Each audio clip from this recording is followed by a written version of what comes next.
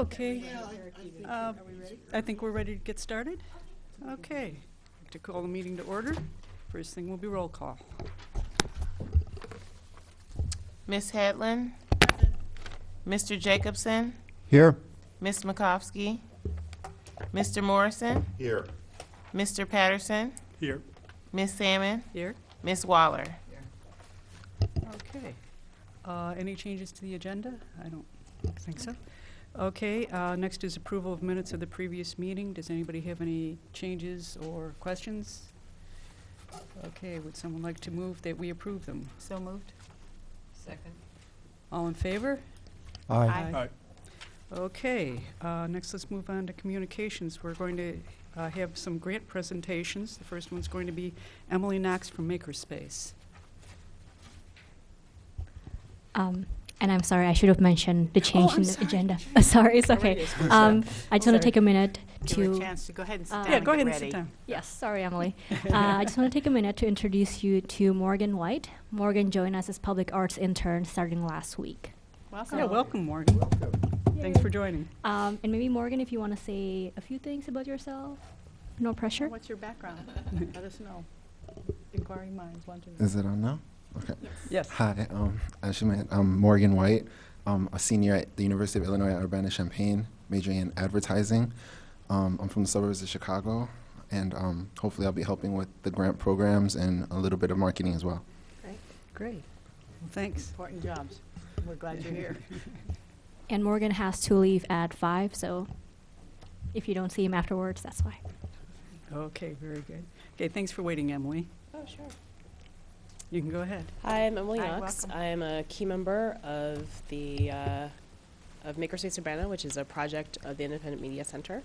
And we had our second annual Heartland Maker Fest, which is a continuation of the Mini Maker Fair. So this is our 5th year doing a maker celebration. So it was held on October 3rd, 2015 at Lincoln Square Mall. We had almost 30 makers from around central Illinois, and we had almost at least 220,000 attendees. We actually, 220,000 attendees. We couldn't hit all of the doors, so we actually don't know how many people came in one of the doors. And this is a 50% increase over last year, which is actually a trend for us. We've been having 50% more people every year for the past 5 years. And it's primarily the work of 4 committee members of Makerspace Urbana. And let's see, this is a list of our makers that you can see. Some of the ones on here, this is the puppet one, and they both make their own puppets and do puppet shows, and they had kids make puppets. Maker Lab from the business school at Illinois was there.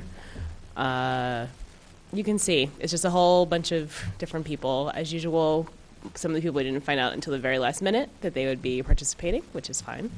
But it was a wonderful, wonderful event. We always have a nice fashion show, and Lincoln Square Mall is just a great place to have it. It happens at the same time as the farmers market, so people can just come over and see what we're doing. And it's just a nice, bigger space than when we were having it at the Independent Media Center. So the Urbana Arts Grant really helps us with space rental, and it allows us to make the event free. Many maker fairs around the country actually charge admission. We charge a nominal fee for our tables, about $10 to $15. That's really just to get people to make sure they show up, not because we're getting any money out of that. So along with the Urbana Arts Grant, these are our other sponsors, except for not the Urbana Business Association this year. That's my mistake. Sorry about that. But we've received gifts in kind from Dixon Graphics, from Weiss Camp. Acorn Active Media was our matching sponsor this year. The Champaign-Urbana Community Fab Lab always helps sponsor us, but most of the money actually came from us at Makerspace Urbana. Our total expenses this year were around $5,000, so most of that was put forward by Makerspace Urbana. And this is just some of the pictures, so you can see what it looked like. That's part of the fashion show. This is soldering.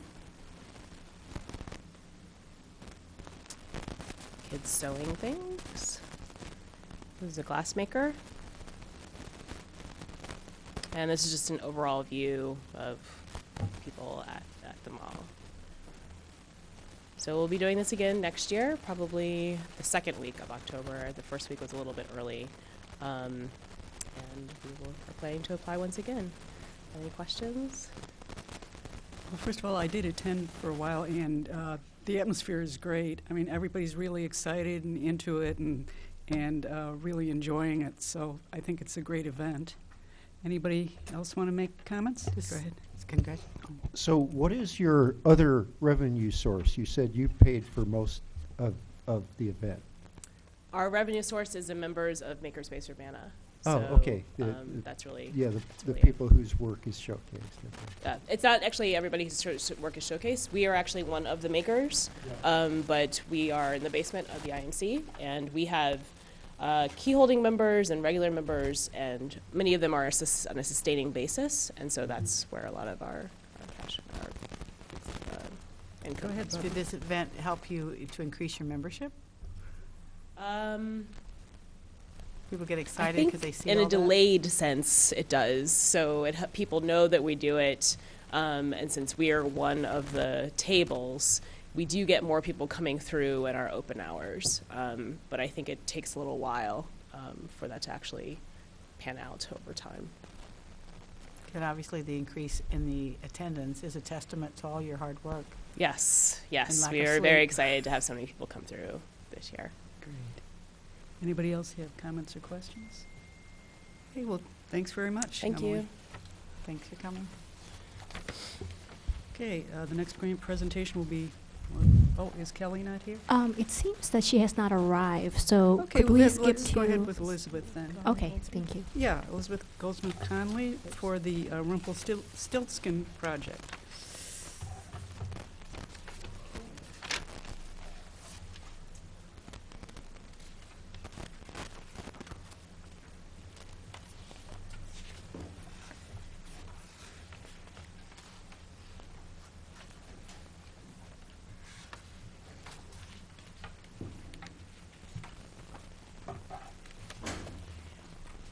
Well, my project that you sponsored was the Rumpelstiltskin project. I visited various schools, 4 schools, and basically I was the slides will show you. It consisted of 2 visits to each of 4 schools, and I worked with the librarians at each school, Deborah Newell at Thomas Paine, Hope Morrison at King, Tiffany Bui at Leal, and Linda Patterson at Wiley. I wish I had pictures of them. They were very, very cooperative. The first visit, well, before I came, when I say they were cooperative, before I even went to the schools, the librarians prepared students by reading some version of Rumpelstiltskin. I'd sent them the Paul Galdone version, the one on the left, if they didn't have it. But some of them picked other versions that were more suitable for younger children or for older kids. At each school, I gave 2 performances at the school. One was for the K through 2nd graders, the other for the 3rd through 5th graders. So with the 4 performances, I presented to 1,200 students and 100 staff members. What was I going to say? Oh, in these performances, there's lots of interaction between the puppets and the kids. So, for example, when the king appears, he first appears, well, good afternoon. And when you see a king, he comes, sorry. I am King Milhouse of Malaysia. When you see a king, you are to bow your head and say, good afternoon, Your Majesty. Let's hear it. Good afternoon, Your Majesty. Excellent, my subjects, excellent. So you get the idea. Well, one more. Then after the miller's daughter he's 3 nights have passed, and the straw has been spun into gold. He comes in and she says, "Well, now, Your Majesty, may I go home?" "But no, you're going to marry me." "I? Oh, no, I'm not going to marry you." "What? But I'm the king, and I love you." But you've been too bossy." "I? Have I been too bossy?" And the kids say, "Oh, yes. Well, let me think. I know. When you're queen, we'll share the power together." And this goes on for "You've been too greedy." We'll have joint checking account. We'll have a joint check. And then she says that they don't know each other very well. "How can we find out?" "Well, we need to go out for a while and see if we share interests and values in common." Next scene, the king comes out with the baby.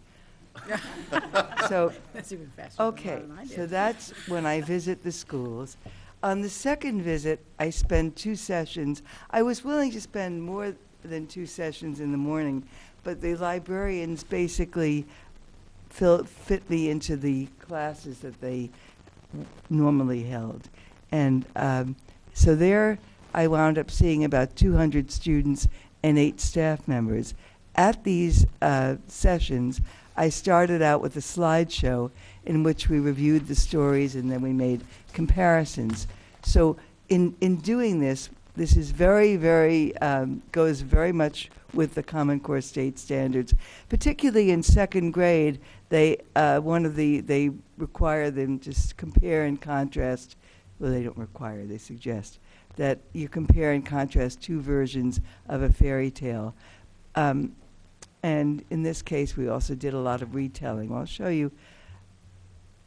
One of my slides would, for example, show the characters, and we'd review the story. I'd say, okay, who is this, and then we'd go through the different characters. Then we'd go through my characters. Then I'd say, well, let's compare them.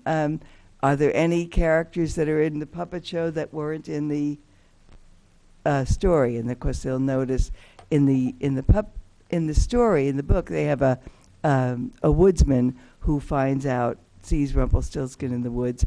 But in my story, it's the queen who does that herself. Or they notice there's Bessie over here carrying a bag of flour, and Bessie and Miller Milton wind up bragging about their respective kids. Then I'll say to them, "What color, by the way, what other differences do you notice?" And they'll notice that the characters in this story are usually, in the book, the classical version, are usually all Caucasian. Mine are all different colors, and then we'll talk about why that might be. Why would I do something like that? That would be a philosophical or political position. And then we'll talk about the tone, so that these, which ones are beautiful, which ones are humorous. And they can see that you make choices. You can decide, an author or a creator makes choices about who the characters are. Then we compare settings, and I'll ask them to count the number of settings in the book, and then look at the ones for the puppet show, and they'll see there are just 3, and talk about why are there so few settings in the puppet show. And for example, why in the basket there's a bundle of straw, and whereas in the story there's a whole room of straw. And we talk about how to actually move scenery in a puppet show is hard, and it would be very difficult to have a room full of straw. So there are all these differences, different reasons for changes: pragmatic, philosophical, etc. Then I showed them the difference between my book and my puppet show. And here, of course, this is the book that I've written. And again, in the book I show the queen coming upon Rumpelstiltskin in the woods, but in the puppet show, it's talked about. It's not shown. Then, depending on I change my slideshows depending on which version the librarians have read to their students. At the end of the session, I introduce the actual puppets, and the kids ask me questions. Oh, which reminds me, I certainly can't show you my puppets without showing you. Oh, yes! Were you going to forget about me? No, I wasn't. Well, that's good. Of course, you all know who I am, right? No? Well, I'm more famous than Beyonce or Madonna, and I've been around a lot longer. I'll give you a hint. My name starts with J. J-U? J-U? J-U-D? Surely you can think of some names that begin with J-U-D. Yes, you're right. My husband's name starts with a P and rhymes with lunch, so you're right. Okay, I am the famous Judy. Of course, I look a little different. But at any rate, and the kids will ask me what the puppets are made out of, and we'll contrast the different things that they're made out of. So, it was a lot of fun. I really enjoyed this. And then, of course, I show them my website. And on the website, I show them that they could download, they can print out, or the teacher can print out a template where they make their own little stick puppets. Then if they want to re-see the show, they can go on to the website and click on video, and you can all watch Rumpelstiltskin. Then in Leal School, various librarians did different things. Tiffany put a website. She indicated that thanks to the grant from the Urbana Arts Council, they were able to have a puppet show, and the parents could find out about that. Then I asked the librarians what they thought about the show. This was Hope, what she said. This is Linda Patterson. Tiffany had done so many photos, I didn't bother her for this. But now Deb Newell, who I'm so sorry has retired. I've worked with Deb before. She prepares kids she prepares her class.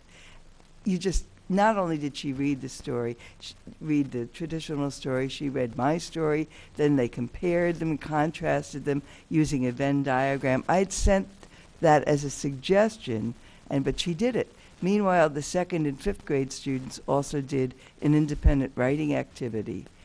So this is her recommendation, and it was a very long one.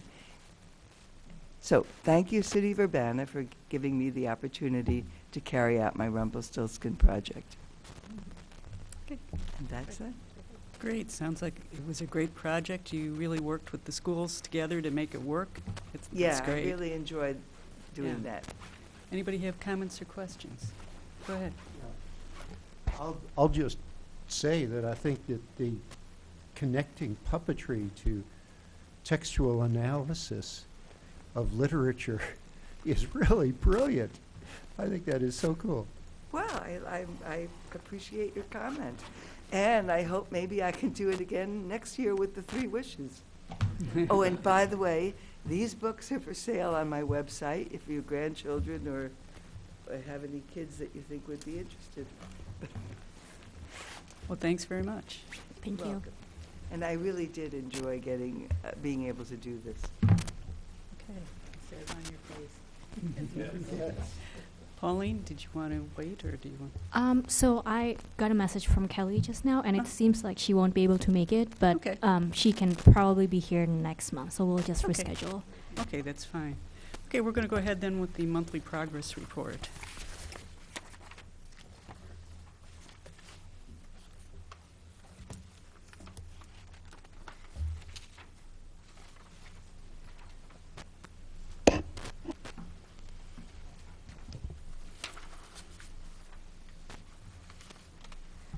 So I know usually I just start talking, and a part of my New Year resolution is to take more pictures and show more pictures. So starting this month, hopefully I'll always have time to put together a simple slideshow so you can see something while I talk and talk. and it helps to have Morgan too. 2 days ago, Morgan went around town and took pictures of our sculptures and murals, so Oh, that is wonderful. nice. Let's start with the grants program. We've opened the program again, so the deadline is February 12th. This is our poster that the previous intern, Miranda, created. I've posted about this on Facebook, Twitter, Instagram. I know some of you shared it, so thank you for helping spread the word. And we also put an ad up on Smile Politely, and we put up posters around town. So, and this time, unlike last year, we actually promoted our Facebook post, so we'll reach more people. And I held one grant workshop in December 21st. It was really close to Christmas, and I know I got some complaints about it. But we do have a second workshop, so if you know anyone who's interested about the grants program and want to learn more about grant writing and what our selection process is like, you can give them this information. So yeah, the next grant workshop, January 22nd, that's a Friday, and it will be at noon until 1 p.m. at room 107 at the Art and Design building. I think that's 408 Peabody in Champaign. And we can do this workshop Noon to thanks 1. to Michelle Plant from the school. And the first workshop was thanks to the IMC who hosted us.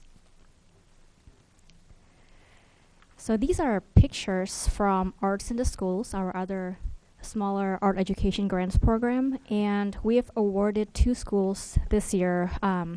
So one is Wiley School. Their project is titled Shakespeare Alive for elementary students, and they received $1,500.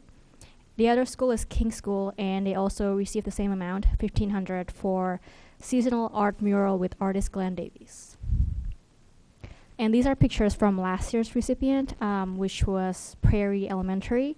They had this fine arts night where they revealed this mural in the lower picture by Langston Elston, and they also had activities for students with their parents. They had music, dance, and exhibition by the students.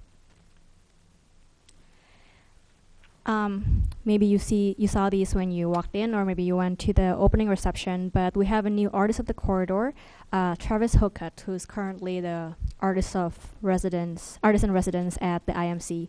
And his work will be up here and at the Free Library until February 29th. UPTV also helped create a short video to promote Travis' exhibition. It's been shared on Facebook.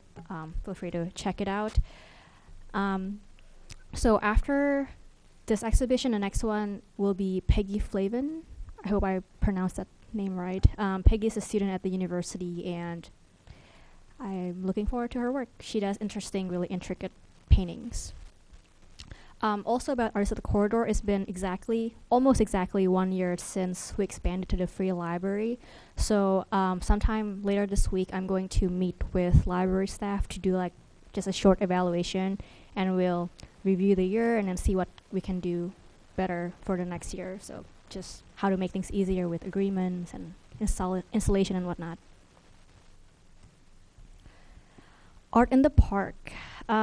This is the small park just north of the city building. And while I was on leave, they installed this new table chair set. And this is a part of Mooney's design for the park. And it kind of resembles the falling leaf. So if you notice that. It's also featured on the News Gazette last week, I believe, or last weekend under the Ask Mimi column.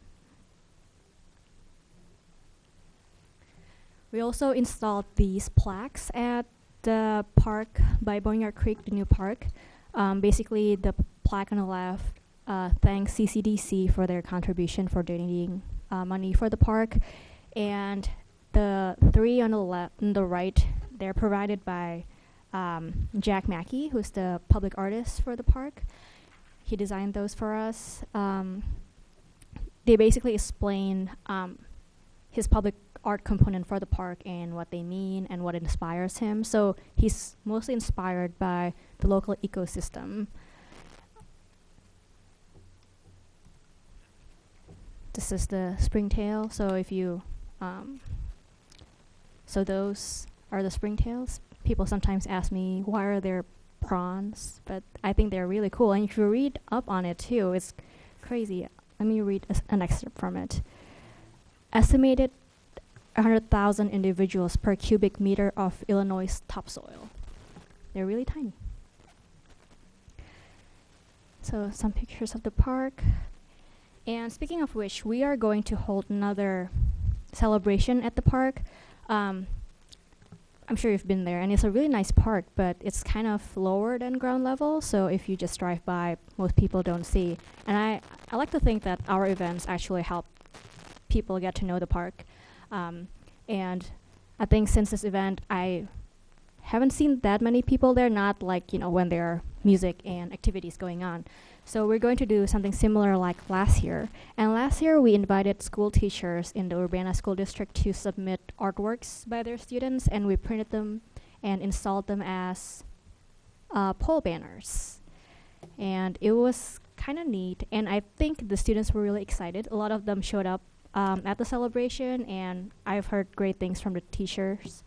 Here are just examples of their work. I think this is my favorite, the cats with bow ties. It's really cute. Also, that one on the right is really funny. So yeah, we're going to invite them again. I'm expecting to send out the invitation by the end of next week, so they'll have about 2 months to submit artworks.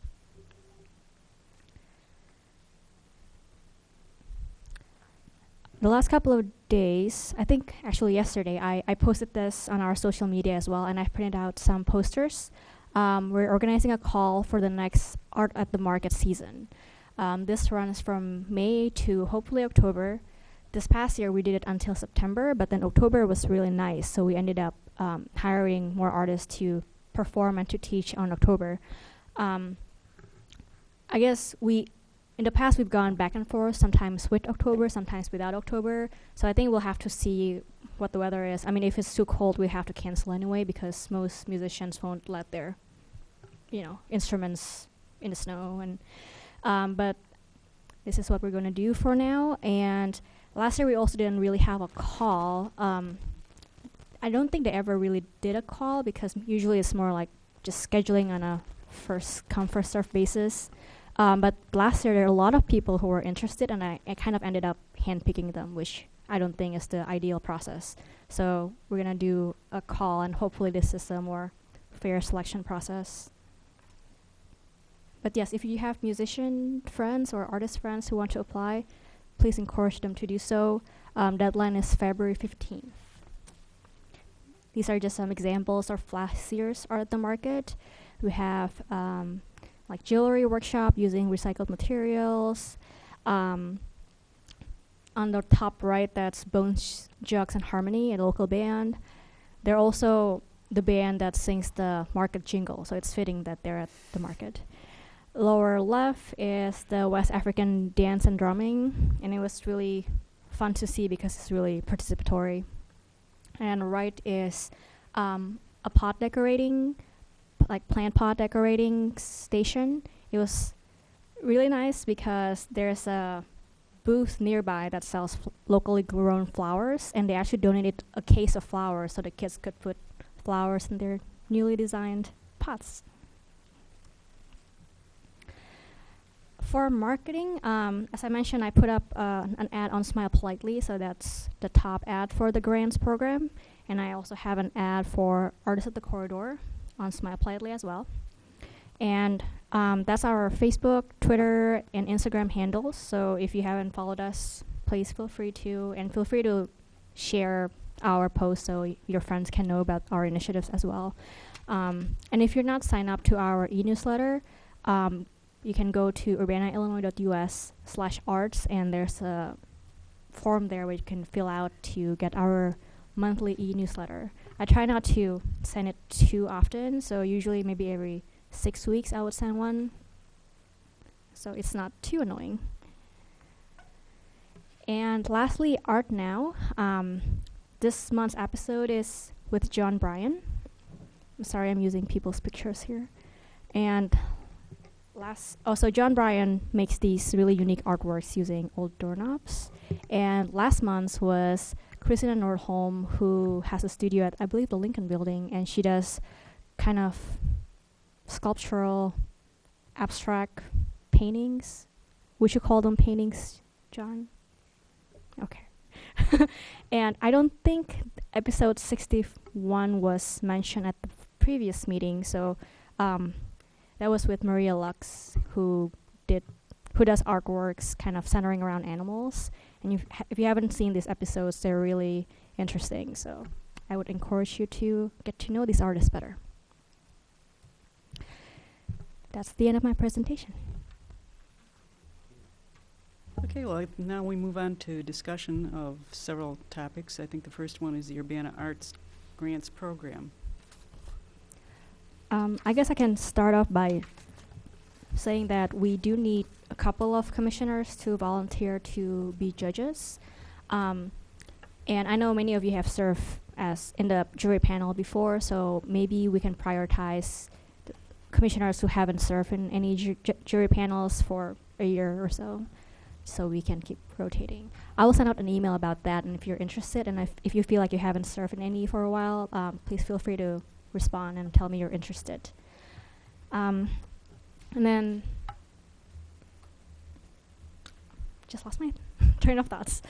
Do you have any comments about the grants program, or have you heard anything, any criticism from the public that you might have heard of? Feel free to share any suggestions or ideas you have for the program. I haven't heard anything lately, Okay. but of course, over the last 8 years, I've heard different comments since the time we started. What are you hearing? Because you probably are the primary person that people ask questions about. Okay, so Direct questions to. great point. Well, I made 2 changes for this cycle. Well, first of all, the deadline is a bit later. It's in February instead of January. And last year, a few people complained that a January deadline was too close to Christmas break, and it was hard to be in contact with schools and the university. It's hard to get the application together by January. So I extended the deadline, although now I have a couple of complaints saying that it's too late. You can't win. Maybe Yeah. next year I can make it in between. Let me just say that we've always struggled with this. We've always struggled really, with this. before I came. Yeah. Because now it's really close to the end of fiscal year. It's not that close. So what I'm gonna do, I will just try to get the jury meet as soon as possible after we receive the applications, and then send out the notifications as soon as possible. Usually we would not take our time, but we usually need like a week before we can organize all the files and have a meeting, another week before we can print out the letters and do all that. But now we have Morgan, so hopefully it'll be twice the speed. Yeah, but you do need lead time. That's Yeah. the reality. Yeah. Yeah, that's true. Yeah, go ahead. What was the reason given for this deadline being too late? A couple of organizations say that this is really close to their program, which happens, in the summer. So they don't know if they can start planning for those projects yet, and they have to wait for Howard and then after they receive the notification, they have like little time to start planning. That was the complaint. Because they're going to co-fund, or? Because whether or not their project can continue relies on whether or not We fund it. we I fund the see project. what So. you're saying. Mm. Okay, got it. Anyway, another just like a question that I received. So we have this rule that says that the projects have to be free and open to the public. And I can see that if, it's a school project like what Elizabeth has, then it's hard to make it open to the public. And I can see that. And also, I believe CUSO, their projects are free, but then the schools that participate have to pay like a really tiny fee, like $3 or something, which doesn't mean that it's not free, but I'm just afraid that, it's a loophole and some jury in the future can say, oh, $3 is still not free, so they should be disqualified. And probably they won't say that, but just to be sure, I told Joe from CUSO and other people that they can just include a letter explaining that we are free for this reason, and that can qualify them. Yeah, it's a cost passed on. I checked into that too, because I was really surprised, having played so many of those events for the many years. Right. That is a cost that is passed on by the University School of Music. Okay. So it's not that the symphony is requiring it, it's the School of Music processing. I see. Yeah. Well, it Fee. will be great. I told Joe this, so he will write a letter explaining that, just so it's clear with the jury and they don't have a reason to disqualify the project. And in the case of that one, they also do a lot of preparation, just like Elizabeth did with the Mhm. schools. They create booklets and in-school programs far in advance that are free to all the schools within the region.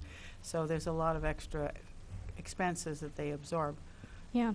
And it's a really great project. If you remember the presentation from a few months ago, I think they did music history theme, like from Bach to, I don't remember the Yeah, title. but it was done in a fun way. Yeah. So they it was didn't really- realize they weren't necessarily learning.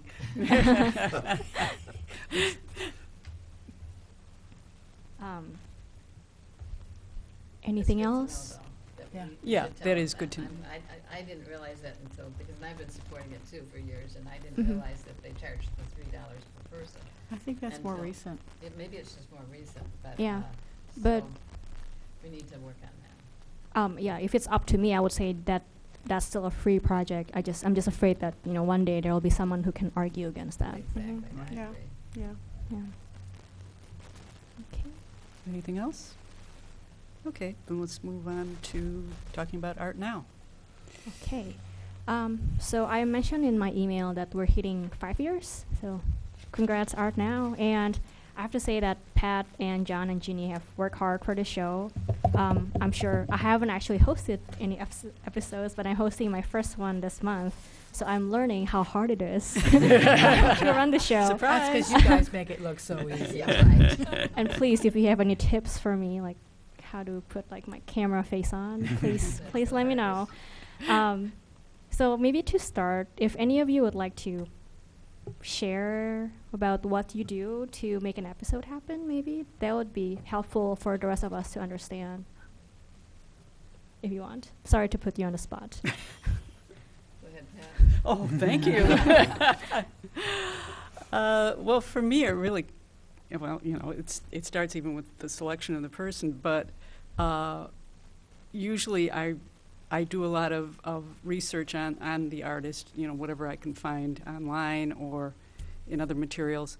And then I'll also wait really until I get, I usually request 20 to 25 images from the artist. And I like to just sit down with those and really just get a feeling for it, get a feeling for what the artist is trying to do, and look at it across, and actually kind of even write down just my thoughts about it as I'm looking at the things. Mm-hmm. And then that usually kind of coheres into some of the things I want to ask about or mention or whatever. And then really, to me, the heart of the thing is sitting down and thinking about what questions you want to ask.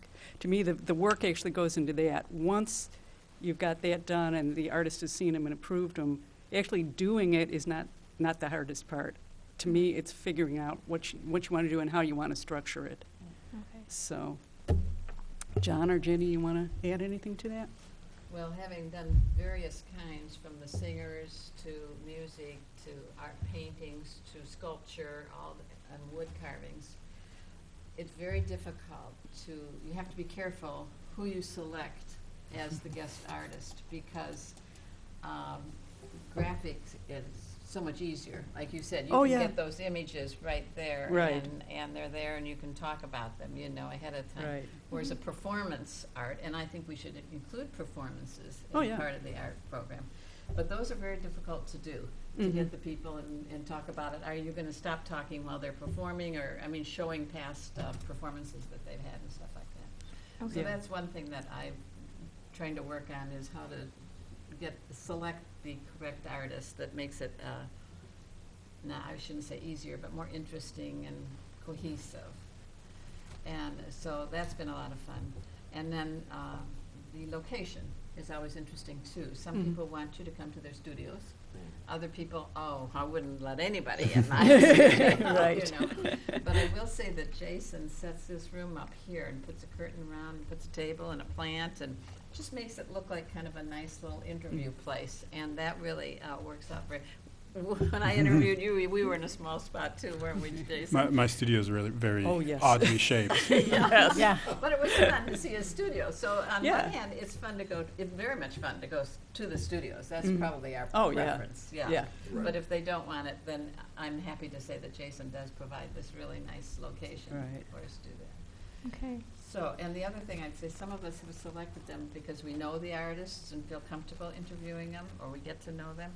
But going to art shows too is a good chance to visit with people and see their work and have a conversation so you know whether or not they are more than a yes or no person. Right. And so that's how I found this John Bryan that did the Art Knobs. He was at the Craft League show at Mhm. the Urbana Civic Center.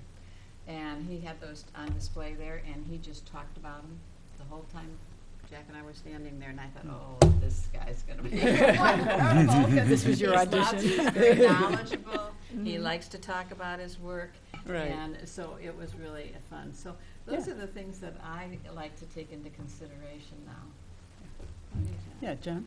Oh, Finding structure for the art now is probably, you mentioned that. Mhm. Sometimes that can be very difficult depending upon the artist that you're right, interviewing. right. Some artists are self-starters and self-promoters, and Mhm. others are at the opposite end of the scale. Right, and you have to Where- drag it out of them. Exactly. Yes. Where they believe the work speaks for itself, and Mhm. they're not really comfortable Right. verbalizing.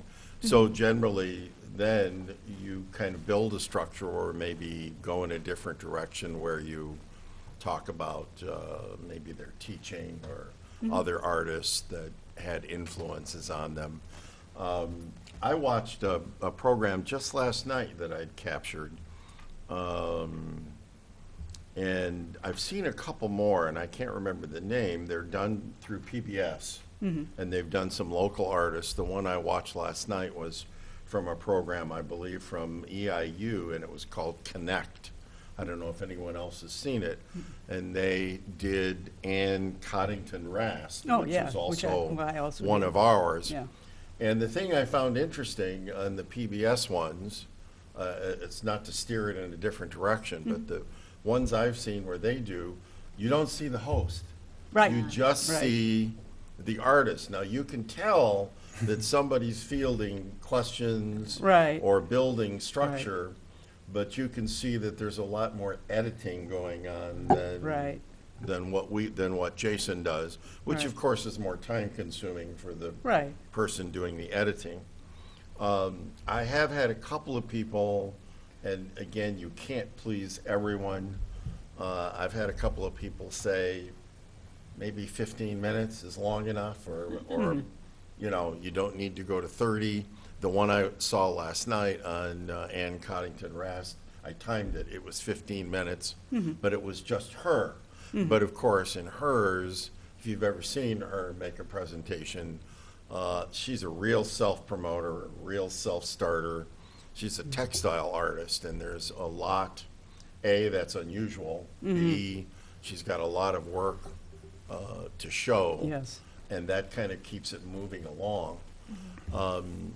What someone might do, again, I think you said you've been doing this for 5 years. I mean, I'm basically a novice. It's Yeah. only been the last year. You know, maybe the first question to ask is, you know, just an evaluation, you know, is the art now doing what you wanted it to do or what you set out for it to do? Well, the original conception, at least as far as I'm concerned, was simply to introduce local artists to a general public. It was not to do deep art analysis. It was not to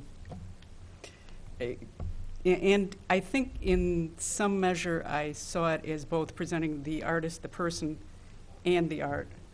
Now, in mine, I have probably put more emphasis on the art I rather think than that's the person. important from my perspective. You know, and that's just, I think, because of my own tendency. I love art. You know?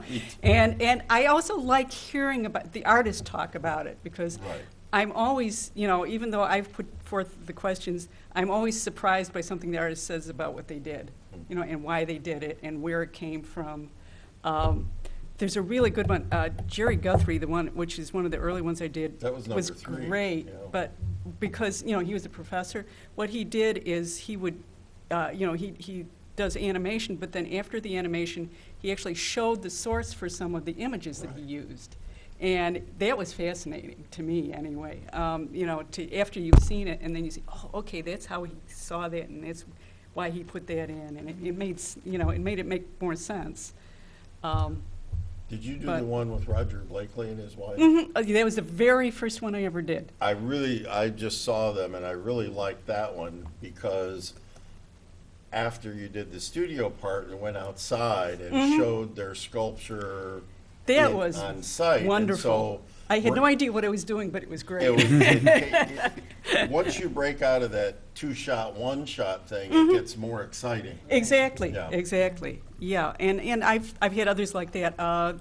There's one I did with Michael Schwegman, pottery. And it was just on his initiative. He said he didn't want to just talk to me. He wanted to work all the time we were talking. And so he did. He sat there at the potter's wheel, and all the time we were interviewing, he was doing that. Now, we did have a section of it where we focused just on him, you know, what he was doing. But, you know, you can't buy that, you know. I mean, it's great, No.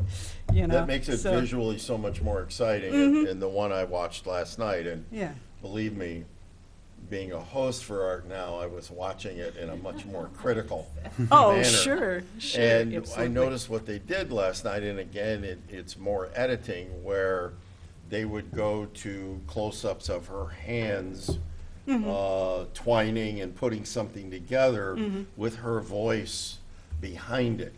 Right, And again, right. it's that change of scale, it's the Right. it's the change of venue, so to speak. Right, where- and I actually did attempt to do some of that when I interviewed her, because I wanted to talk about That some of helps, the I think. specific things, Right. kinds of things that she does. And that is in there. You know, it won't be as polished, obviously, as it was at the EIU one, but I did do that sort of thing. I think Jason is good about doing that too, when you're talking to the artist about a particular piece of Oh, yeah, work, he'll try to do zeroes that, in on yes. that. He- Right. He edits it extremely well, Right. I think. Right, yeah.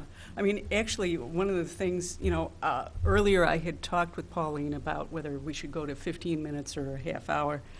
But there are some things, I think, some cases in which we need a half hour, and if you'd like, I have Right. made just a little thing here explaining some of the general things that I think you can get out of having the longer one. So I'll just pass this along to you, and if anybody wants to, you know, look at these specific ones, they're primarily mine, because those are the ones I know. Just pass this down. And I think we should tell the commission too, if you know of artists that you think we should interview, let us know.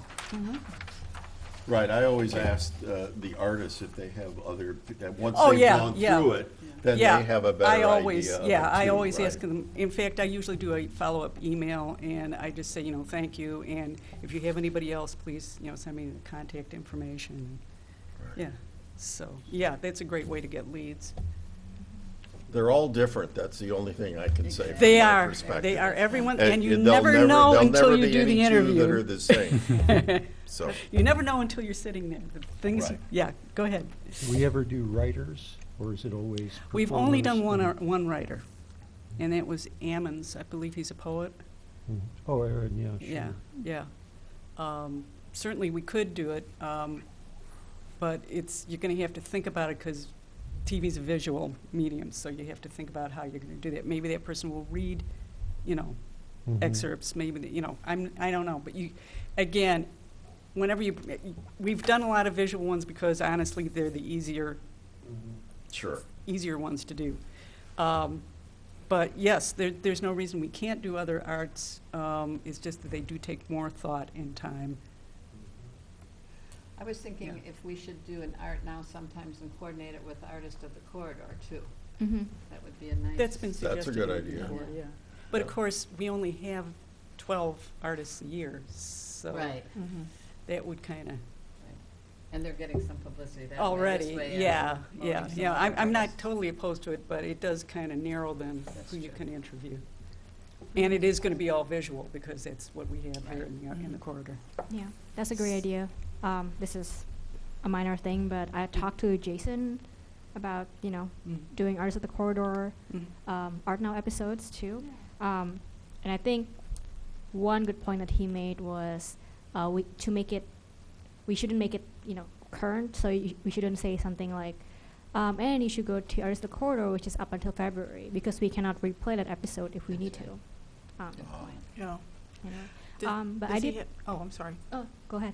I was just talking about Jason. Has he, I mean, obviously your techniques have evolved over the last 5 years and you're learning and improving your technique and learning to be flexible with the different artists. Yeah. What are his contributions and comments that might, what's realistic, what's pragmatic? Okay. You're talking about different spaces, needs, Sure. and he kindly sets up a space here, but, I mean, from his perspective, Good point. what is realistic? Thanks for bringing it up. I should also mention that I think we all know that Jason spent a lot of time and energy on Art Now, and so thank you, Jason. Yeah, if he's you're been listening great, to because that he'll go stage. to any location. I mean, when I did Yeah. one with Jim Downey, we went all the way out to Monticello, so, Mhm. yeah. And- Has he been the videographer for all of them? Yes. Yep. Well, I think there might be one or two where an assistant did it, but I would say almost all of them. But I had like Me just a with the casual. Right, Sculpture. right. I had just a casual meeting with Jason the other day, and I mentioned that we're going to do an evaluation, and he's really receptive. So he said, if we have any questions for him, and if we want to make changes, make it shorter, or not, or change the editing style, then we can talk about it with him, and he can try to accommodate it. Well, and What's he it- does other, oh, go ahead. What, I thought you had a good idea of his suggestions. What would make it Sure. better from his point of view? He does a lot of things, right? It's not his only Yes. duty here. Oh, So no, we no, need to no, be, that's the thing. He's responsible for almost all the shooting that goes on. so we need to be realistic and respectful Good of his point. time Mhm. and not, I certainly wouldn't want to have him burn out. No, but I You mean, know. he might say if you did it this way or sat that way or did this or that, just simple things like that. Yeah, that any we would sure, think sure. of, that Yeah. kind of thing. Right. Okay, I talked to a few people about Art Now, so I'm sorry if all their opinions blur together and I don't know who said what. But I believe I talked to Jason about the possibility of shortening it, and then he also mentioned that some people need to talk more and they have more to explain, so it's better to keep it longer. For some other artists, 30 minutes may be too long. So I think one idea that I received from either Jason or someone else is to make it 15 minutes, and then if certain artists want to have more to say, we can make it, part 1 out of 2, and then do the same artists the next month. So 2 15-minute episodes. Actually, sometimes when we have done two, we Mhm. actually run it in the same month. It's just one's 1 week and one's the second week. I see. So. Yeah, I talked to Pauline about that some too, and when she mentioned that, and then it reminded me of a lot of, especially now with the internet and access with television shows, a lot of time, like I know the Daily Show does it and other shows where they'll have an interview, but they edit it down significantly, but then they point out that you can have access to the rest of it online, yeah, which is that's actually true. kind of enticing, and it's almost like if we shorten these episodes down to 15 minutes, if people really are engaged and interested in it, they get more Right. if they go online or something like that. So I think that's in that way, shortening it to 15 minutes might even be beneficial. Yeah. Yeah. Yeah. My biggest concern was, I think that's a great idea, but again, with Jason's, like, how much we stretch him out, because that's more work for him. Yeah, Yeah. it is. So I talked to him about that, about how, because I also suggested that we do kind of documentary style with more moving around, and the interviewer would not be on camera, and he thinks it's a great idea. I do know that it has to be more work for him, Right. because it's more editing. Yeah. And I said, if we cut it down to half the time and we do it documentary style, is it still more work? And he says, yes, it's still more work, but he says it's doable. I think if we suggest 30 minutes documentary style, that may be too much for editing.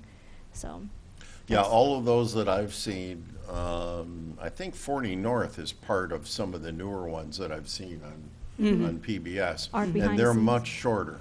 And again, you Sure. just see the artist. But you could tell that there's a host or there's Oh, yeah, somebody yeah, there yeah. that's, Yeah. you know, putting the structure out there if Right. the artist doesn't already have it. I Right. think one benefit to having it shorter, and I'm not really for either polar. I could do either way. But I think one benefit of having it shorter is that people will click on it more, because if someone goes on YouTube and see that there's a long video and they have no knowledge about art now, I think it's easy to get, maybe kind of lazy or less curious because it's a time commitment. At the same time, so 40 North did the art behind the scenes, and it's really short. Right. So I think it's Art behind the important to, at the same time, set ourselves apart. So we don't want to be short like them. We want to be different. Right. Yeah. So definitely no, like, 7 minutes. Well, probably getting Jason's input on, the ideal scenario and setup so that he can do Mhm. what he needs to do, Yes. I'm sure would be valuable. Yeah, whenever you have video, I mean, if whoever is the videographer, I mean, a lot of times you'll have a videographer and then you'll have an editor. I'm assuming Jason does the whole thing. Yes, he does. On his own. He does. Editing can make it more visually exciting, but then, of course, it's more work. And I have no idea what his schedule is and what all he has to deal with. Yeah. So, And I have to admit that in the past, the public art coordinator has never been very helpful with Art Now, because the commissioners and Jason do all the work. All we do is share the episode online. So if any of these changes add to your workload and you're not ready to take up extra workload, please let me know, because I'm ready to be more involved if needed. And this goes to Jason too. I mean, I don't know how to edit yet. So I think I'll leave that part up to him. But, if Jason needs help with, I don't know, scheduling or you do the scheduling. But if I can be of help, then I'll be happy to help. Did you have any other suggestions from other people? Not really. I'm just curious to hear what you say, because, Is it a better use of his time to always do it in the same location, or is that realistic? Oh, he doesn't do it at the same location. I know, but- I've never done one here. Speak of the other- devil. after- Speak Oh, of, we might as well please. ask you directly. Why don't you come join Rather us? than guessing what I might say, I figure I'll just come out here and say it. So, I think you guys understand how it works now. Is we'll shoot everything for half an hour, and basically everything that we shoot, that's what we're using. Unless something, falls over in the middle or something like that. Right. Kind of what Paulina I had talked about is more of a documentary style, to where we might film for 35 minutes or maybe even 60 minutes, and it's much more conversational of a chat. And then I'm just taking the highlights out of those. So we mentioned the 40 North series. I Right. don't know how long Amanda Baker films an interview, but I'm sure, she edits those down into about 2.5 minutes. She probably has a minimum of 30 minutes worth of footage. Oh, it's And- more than that. And they Okay, take yeah. the 'Cause she best. did- Well, yeah, 'cause you were on one Yeah, of those, right? she, Okay, yeah. she probably had, not counting the interview, just me working was like 4 hours. Oh, yeah. So, my the, goodness. so the And wor- the- the yeah. B-roll footage adds even more into that. And But the I'm inter- just talking and about the interview was probably about a half an hour. Okay, yeah, as far as the interview, and then you just take the highlights of that. The nice thing is, with the highlights, sometimes a half-hour interview, there might be points where it kind of drags along. Right. But if you take a half-hour interview and you just take the highlights out of that to where, you're just taking 2.5 minutes or, even 15 minutes, well, it makes it a lot more intriguing and appealing. Looking on, the internet side, people like to watch short videos when they're watching them on their phone or watching them, on the computer. There's, you don't sit down generally and watch a 2-hour movie right next to your computer, most of the time anyway. So it's kind of, would you like to see more of the documentary style, or would you like to see more of just what we've been doing, just the interview style? From there, I think if we know what we want a little bit more of, we can kind of start to talk. My schedule is busy because, yeah, you're right, I'm editing and filming almost everything. Exactly. But I probably put in around 8 hours per month just on Art Now, just the way that we do it now, as far as, all right, I'm driving to the location if I am going somewhere, we're filming it, then I'm bringing it back here, I'm processing the footage and editing it together. So, you know, it will take more time if I am, you know, if we do a documentary style. But it also, how long do we want that to be? And we might not know yet, because we might say, okay, we want it to be 15 minutes. Then we film the documentary style and we edit it. And the 15 minutes, maybe it's dragging on, or maybe it just is like, oh man, that didn't give me anything type thing. I wanted more out of that, which may not be a bad thing. Jason mentioned, you know, we can always say, hey, go online and you can see it all if you want. If there's a, you know, more of the Can I interview that mention you just want. one thing that we haven't mentioned before, and that is that we are talking about perhaps more of a time commitment by the artist as well. I mean, right now, I can go in and say, hey, we're going to do this in an hour. That's what it takes is we come in, we set up, we do it, we leave. And I have had some artists who, frankly, they have day jobs, and they can only fit it into an hour.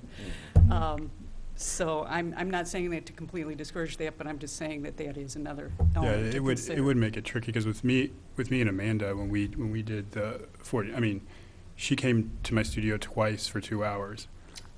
And so, I mean, we wouldn't, not saying that we would do that. Commissioners who are doing this have to make that commitment too. Right.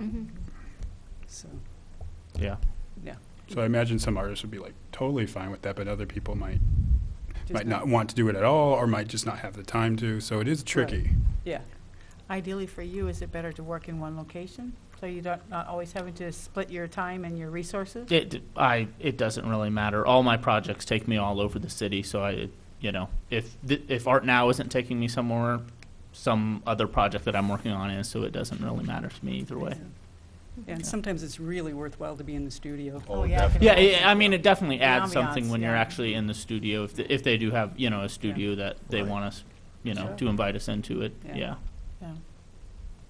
So, Thanks again for all your work, Jason. Yes, Yeah, thank no you. problem. Thank you, Jason. Collectively It's good to applaud actually Jason. hear from you instead of my speculation. So thank you. We appreciate you, Jason. So now we know what people are actually thinking. I guess, I don't know what the next step would be.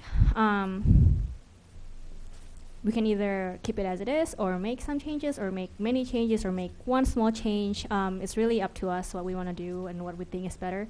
So how about I send another email, and I can sum up our conversation today.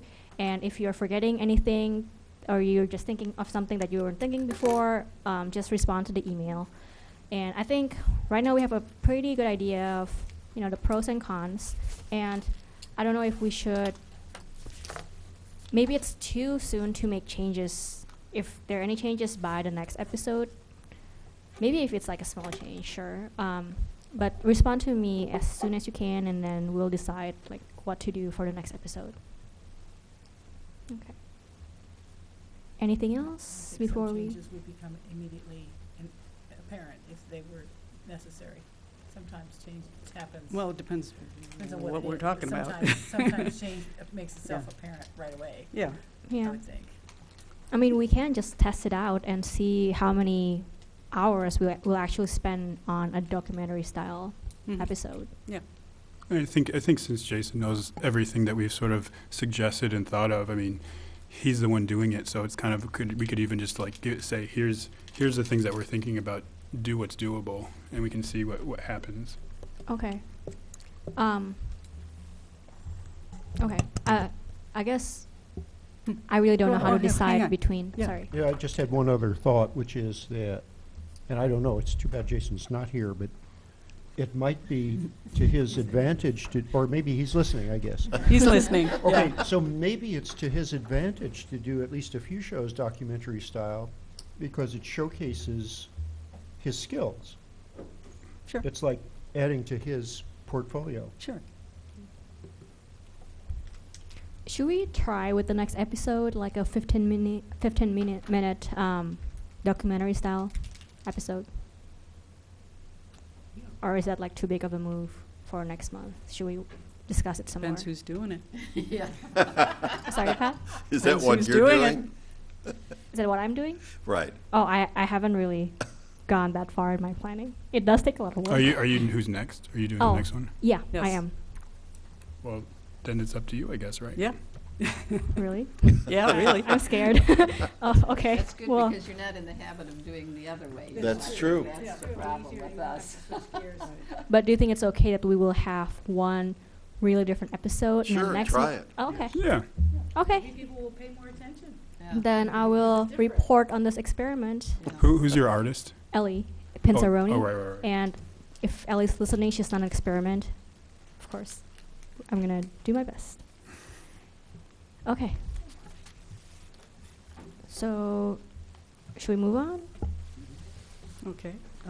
Stranger reduction zone is the next item for discussion.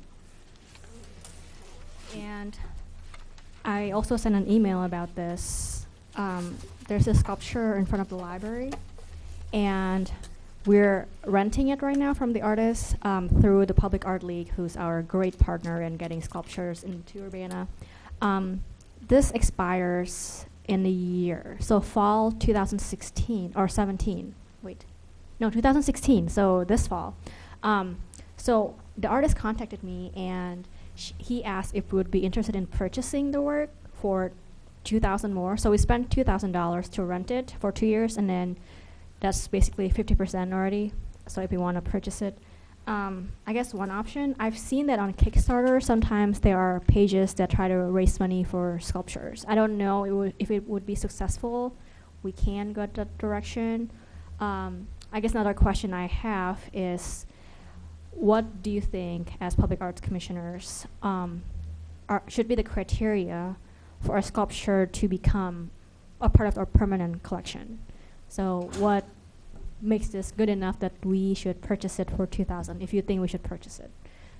If you have any comments, or if you've heard anything from your friends who've passed by this sculpture, feel free to share. Good. Did you want to say something, I was Barbara? just thinking back to, hello. I was just thinking back to the, is it called the Fantail, the one that's out Yeah, yeah. by the Iron Post? Yeah, What was the fanfare. process? Remind me what the process that we used and the criteria we used for that one.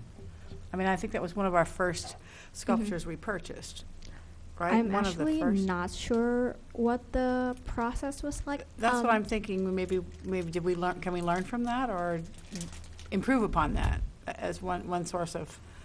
I can look criteria. more into it, but as far as I know, there's not really a formal process. I think No. maybe some people mentioned that they like it, and we decided to purchase it. It'd be interesting to look back at the notes, just Mhm. refresh our memories and see if we have some, can be, our memories could be stimulated by what the process, and I'm sure the city weighed in on it too, right? How does the library feel about this? I'm actually meeting with the library person this Friday, I think. The person that I'm usually in communications with has been on holiday vacation, so.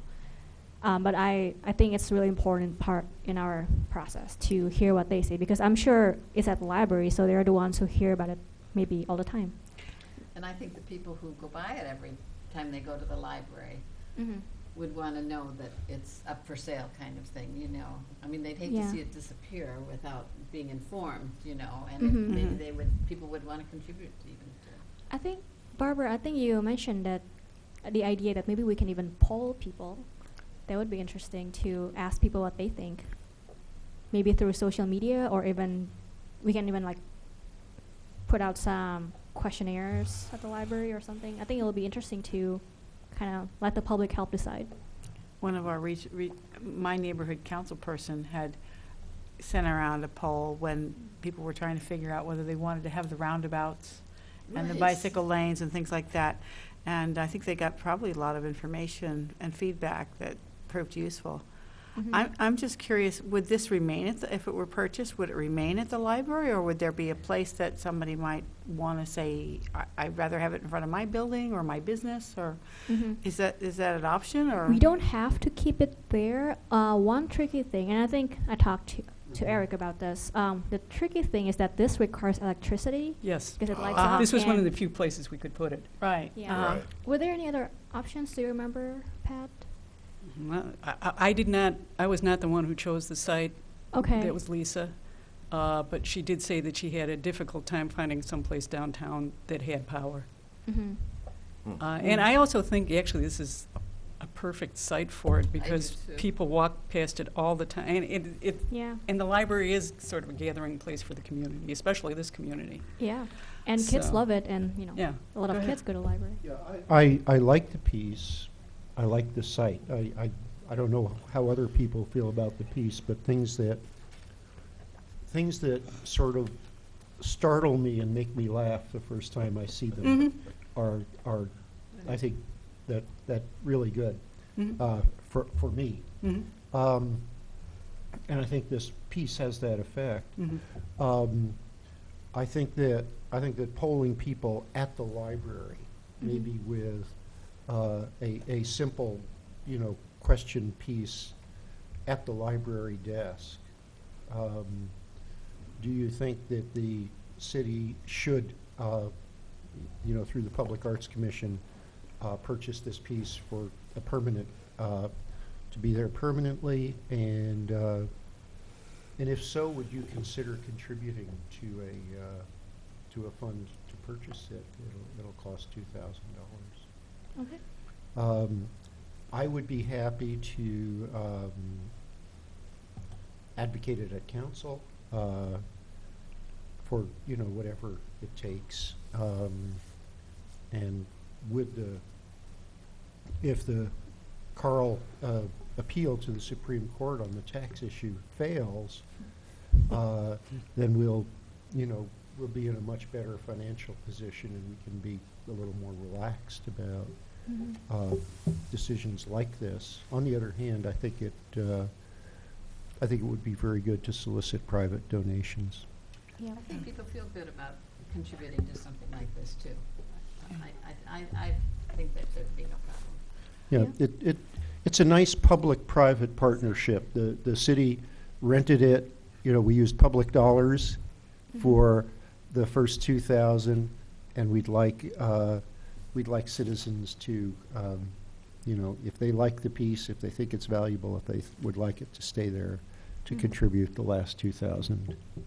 And I'm planning to speak to our friends over at the Public Art League about this too. I mean, they organized a call that got this piece, and they're pretty experienced in fundraising and soliciting private donations for their sculptures. So I think we can learn a lot from them too. Yeah. I'd just like to say, I think one of our criterion we can use for this is whether the piece is kind of uniquely suited to where it is. I think Fanfare is being next to the Iron Post. I think this piece is where it is next to the library. Yeah, I agree. I mean, it will enhance. I think it's an enhancement for wherever it is, but it isn't, as Fanfare is suitable for a music venue. This isn't suitable for any particular commercial venue. So being at a place that's really a community gathering place for everybody is, I think, really, really appropriate. Yeah. Question, please. Yeah, go ahead. Well, two things. I asked my husband, because he goes to the library often, and I said, "Have you ever seen it?" He said, "No, I go in the other door." I'm exactly the same. I wonder how many people go into the library through the south entrance, or do they use Well, it's the funny. east? I use the entrance like literally around the corner. That's like right next to that one. So I've never noticed this before. Yeah. But now, Until as soon as I go to the library again, I'm gonna go look at it. Yeah, and I knew about it because I was at the initial meetings with the Art League, so I knew about it a long time ago. But I have to admit, I've not looked at it. I've not been there to see it. And I have been in the library, but I was in a hurry and I didn't stop to look at it.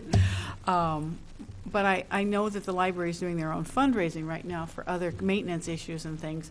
And so that might be a concern. It might have to be a private issue. But is there any such a scenario where this piece could go up for sale and somebody or some business might want to buy it if they knew it was for sale?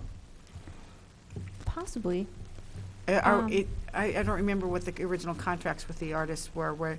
Does the city Well, have but they first wouldn't right get to the buy same it? deal that we are. No, I understand, Yeah. but does the city have first right to buy the artwork that we have been displaying for 2 years? Yes, because we've been the renter, so we get the advantage because we already paid half of it. Right. But if it's another party, I assume they would have to pay the full price. But I was trying some to remember private- back whether we had first rights to make a purchase before it was offered to the public. Yeah. And No, I go think ahead. this is not the only one too. I think he makes multiple of these. So Uh-huh. I think this exists in 1 or 2 other cities somewhere in America. Mhm. Yeah, Eric? I wonder if there's an option to move it slightly still at the library, because it isn't in the most visible place when people come in. I mean, for example, I don't know if this would be the right place, but if the juxtaposition of the bench and the art piece were reversed, so that the art piece was right next to the entry, because the theme of it is really appropriate for it to be immediately next to the entry. I think it might depend in part on where the power source is. Yeah, Yeah. well, that's right. Yeah. So I'm just raising it as a question Maybe as to that's why whether it's that's, Yeah.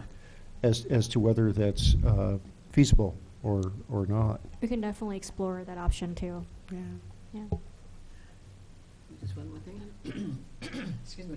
On your idea about getting more people to participate, maybe just contribute, you know. Wouldn't take much to get up to $2,000 if you had 200 people doing it. And they would take more interest in it, more ownership in it. True. And then if you True. gave $50 towards this, you'd make sure you went over there and saw it. Yeah, For sure. everybody, you know, and then likewise, you know. Could we install a plaque, either, I don't know, in the wall or in the ground? Don't want to eat up all the $2,000, but Like names of private individuals who contributed to the purchase. Absolutely. We've done that with a couple other sculptures in town. Yeah, Yeah. I think that would really be quite nice.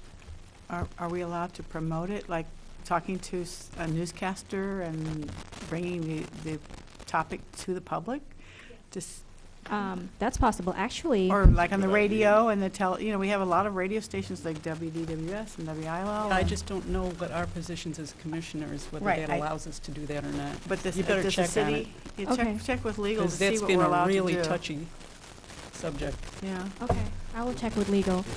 Maybe not, possibly not for fundraising. We can't do that. But I have talked about this piece on TV. It was my second day at work. I didn't know anything, and I still don't have the courage to watch myself. But it was on WCIA, Uh-huh. so hopefully that raised some awareness about the piece. I don't understand the legal constraints.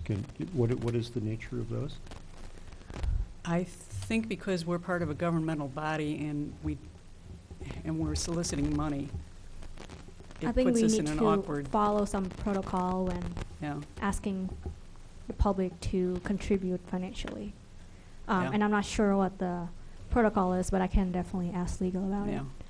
You mean, actually, politicians who spend all their time asking for donations. We're not politicians. No, but they actually wrote volunteers. a law that said that people like us can't ask for money for a cause like this? What is the We're not on world? the payroll either. That is so There are many totally, strange things in this world. that is so totally upside down. Yeah, good point. But we are using tax dollars, so we have to be Yes. respectful. Yes, We follow the rules at least. okay. Okay, Yeah. so I think it seems like we're kind of in agreement that maybe we can ask the public first and the Mhm. library and the Public Art League, so I will definitely keep you Yeah, updated. I think researching it a little bit further, so we come Yeah. from a very informed position, is a good idea. Great. But we could, I mean, if I, for example, know a TV reporter, I could tell her that, oh, this is a good thing. I can't get on the camera and talk to you about it, but this is an interesting thing, and there's a nice visual there. Don't ask me, I'm not the lawyer.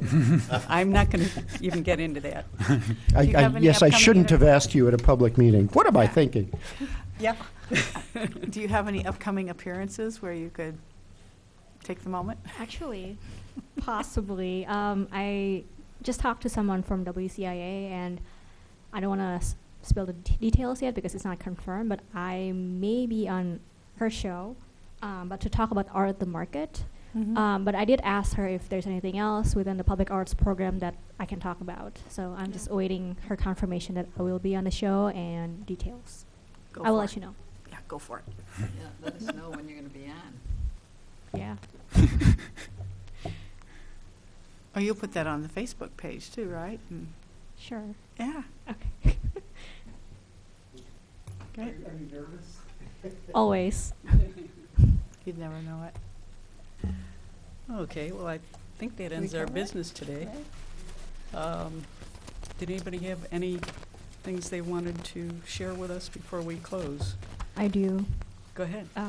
So this Friday, there is a commemoration event for Martin Luther King's Day, and it's at the U Building at Parkland at 4 p.m. So that's the 15th. So if you want to come, it's open to the public and it's free. And these events last until next week. So just Dr. King related events, and a lot of them are arts related too. They're ongoing until the 23rd. So if you Google, countywide commemoration, Champaign, Urbana, you should be able to find something. I'm planning on being there on Friday, so maybe I'll see some of you there. And a couple other things that are happening. So Common Ground Gallery is accepting applications. So if you know any artists who might benefit from this program, you can let them know. And there's an opening reception at Art at the Y. They're opening an exhibition titled Unforgotten, and this is artworks revolving around gun violence. So I think it'll be really interesting. So January 28th is the opening reception, and it goes through February. So you can stop by if you feel like it. And 40 North has their Boneyard signature image call, which has been extended. So again, tell your friends. And next week is our annual planning meeting. I think we're going to do something similar to last year, so we can evaluate all our initiatives and just discuss whatever comes in mind. If you have any suggestions on a new structure, I'm sure I can take suggestions. And it'll probably be longer than the usual meeting. I think 2 days is a bit longer too, but so maybe next month expect to stay 6:30 at the latest. I'm sorry, you said next week, or did you mean week or Oh, month? you mean next month. I'm sorry. Next month. February meeting will be the annual planning. And also, maybe next month at the annual planning, maybe we can do like a group picture. I'm sorry? Maybe we can do a group picture. Oh. If Sure. that's okay with everyone. Maybe I can even post it online. Yeah. If you I'm good with object it. to that, let me know. It's up to you. Okay. I thought I should give a heads up and not do a group picture today. So you have a month Thank to you. prepare. Well, you also have on the website, you have links to our names. Those of us that have said yes, and email addresses. You could even put a little headshot if you had to. Sure, Next- yeah. that might be another option. Well, that definitely needs to be updated, because there are several members on there who are no longer on the commission. Yeah, I Yeah. just updated maybe last week. Good. Yeah, I haven't looked at Sorry it for a about while, that. but I know that option exists. Yep, it does exist, so we So can do people that put too. a name with a face, for example. Mm-hmm. Yep. So, sorry, one last thing. I passed around 2 thank you cards, so if you haven't signed those, please feel free. They're down there. Yeah. Yeah, they're down That's there, how I- and I thought I was the last person to get I think that's it Oh. for me. You guys didn't get it? Oh, okay. Oh, okay. Oh, okay. Yeah, I thought it went that way too. Sorry. Okay. If there's nothing else? Oh, Barb? Jenny had an announcement. Oh, Jenny, do you have an announcement? Community-wide event for arts and music education. She was telling me about it in the car. No, you're part of the organization, so. You mean the benefit or the The Shake and Not Stirred Yeah, event. okay. Well, there's a benefit. This Champaign-Urbana Symphony is having a benefit called Shake and Not Stirred? And it's a party at a Champaign Loft downtown Champaign. And it's on February 6th, and it's a martini party. And there'll be music there. Jeff Poor and David Thies will be playing music, and you can go and have appetizers and martinis if you're into that. So it's on the Champaign-Urbana website, Champaign-Urbana Symphony website. And it raises It's like from 6 to 8, and it raises money for children's, for the concerts and that sort of thing, for the children's music education. and school programs in the schools as well. So are you using your position as a commissioner to ask for money? No. No, I'm but just she's giving inviting you. information about this party that I want to see you there, Eric. It's a nice event, and it's one of the many ways that the Guild supports the arts education mission in the community. Yeah, thank you. Eric? No, no, Oh, no, no. oh, okay. I I saw just- you reaching. Okay, in that Any case, motions? would someone like to move to adjourn? I move we adjourn. Oh, you can move. And you seconded. So Been moved. seconded? Second, whatever. We're done. Let's do it. Thank you, everybody.